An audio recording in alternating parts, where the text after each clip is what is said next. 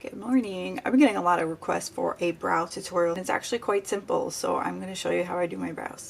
First of all, naturally my brows go down here, but I actually use a razor and I cut all that off. That way I'm able to make it a little bit thinner and a little bit elongated. That way I give myself more lid space.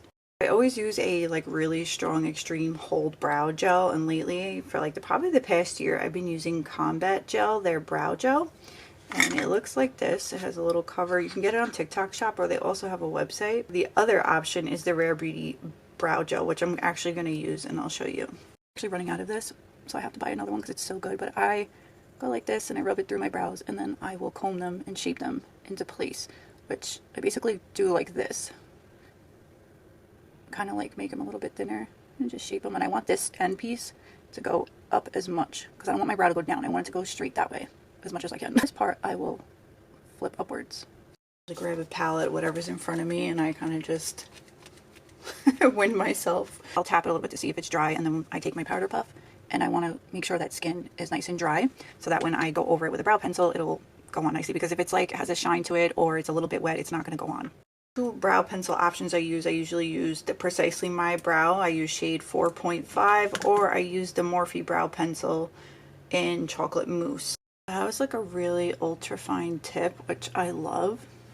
So what I do is I'm going to draw my brow out a little bit like that, and then I'm going to just draw the shape on, just like that.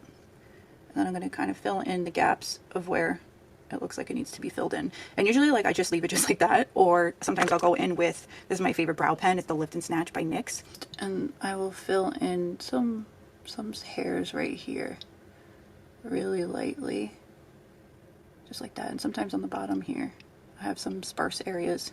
So I'm going to go in with the tiniest bit amount on my crease brush with the P. Louise base, and I'm going to start here in the middle, and I usually go over this area right here where the hairs are. I don't really have a choice because then it would require cutting more of my brow off, and then I don't want to do that because I don't normally do my brows like this on an everyday basis. So just cutting just like this, and then I drag it to here. That's it. I only drag it to here. I don't cut all the way there, because then I take a fluffy brush and I drag it there. I just feel like it gives it a more natural look in the front, and then I will bring my base down here, and that's literally it. I'm going to drag it a little bit more out here